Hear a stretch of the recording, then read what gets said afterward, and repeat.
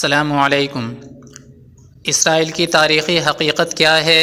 بنی اسرائیل سے متعلق تاریخی حقیقت یہ ہے کہ انہوں نے بہت سے نبیوں کو قتل کیا، جن میں ان کے اپنے قبیلے کے حضرت زکریا علیہ السلام اور حضرت یحییٰ علیہ السلام بھی شامل ہیں۔ فلسطینیوں پر اسرائیل کی بربریت اور ظلم بدستور جاری ہے۔ حضرت ابراہیم علیہ السلام کے بڑے بیٹے حضرت اسماعیل علیہ السلام تھے اور چھوٹے بیٹے حضرت اسحاق علیہ السلام تھے۔ خانہ کعبہ حضرت ابراہیم علیہ السلام اور حضرت اسماعیل علیہ السلام نے آج سے تقریباً 4000 سال قبل تعمیر کیا تھا۔ البتہ روایات سے پتہ چلتا ہے کہ اسی جگہ پر سب سے پہلے حضرت آدم علیہ السلام نے خانہ کعبہ تعمیر کیا تھا۔ حضرت ابراہیم علیہ السلام نے فلسطین کے علاقے بیت المقدس میں بھی عبادت گاہ بنائی اور حضرت اسحاق علیہ السلام بھی وہاں عبادت کرتے رہے، مگر حج کے لیے وہ ہمیشہ مکہ مکرمہ میں واقع خانہ کعبہ میں جاتے تھے۔ حضرت اسحاق علیہ السلام کے بیٹے حضرت یعقوب علیہ السلام تھے۔ اسرائیل حضرت یعقوب علیہ السلام کا لقب تھا۔ اسرائیل کے معنی ہیں عبداللہ یا خدا کا بندہ۔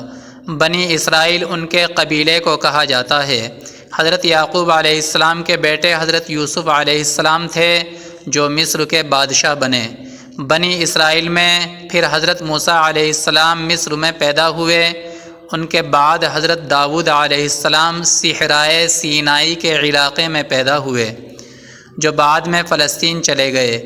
جب حضرت داؤد علیہ السلام نے انتہائی طاقتور دیو ہیکل جالوت کو اللہ کی نصرت سے غلیل سے پتھر مار کر گرا دیا تو فلسطین کے بادشاہ سول نے حسب وعدہ ان کی شادی اپنی بیٹی مشل سے کر دی۔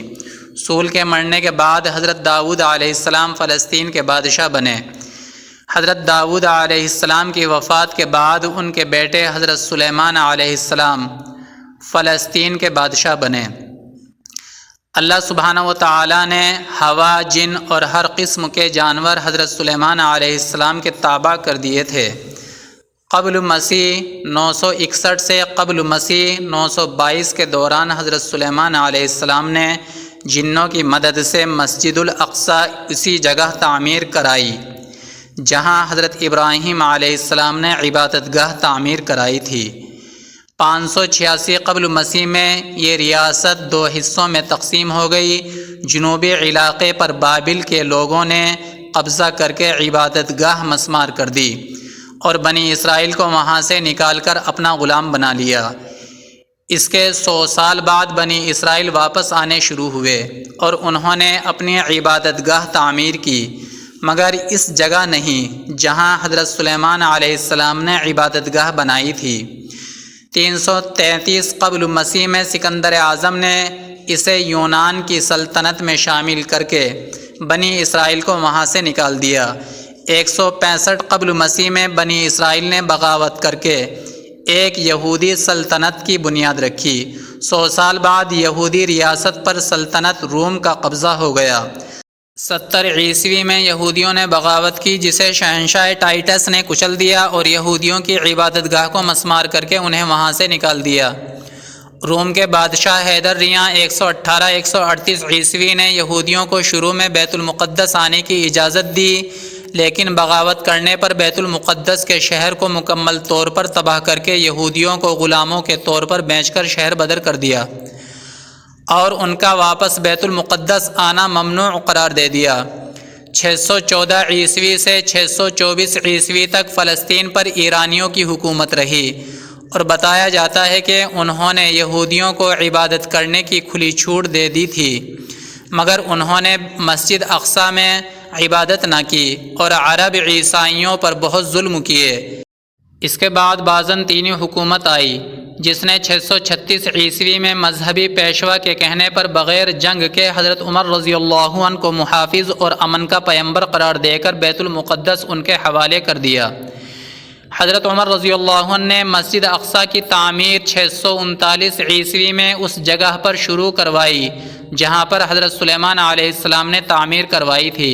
636 سے 1918 عیسوی تک یعنی 1282 سال تک فلسطین پر، جس میں اردن بھی شامل تھا، مسلمانوں کی حکومت رہی۔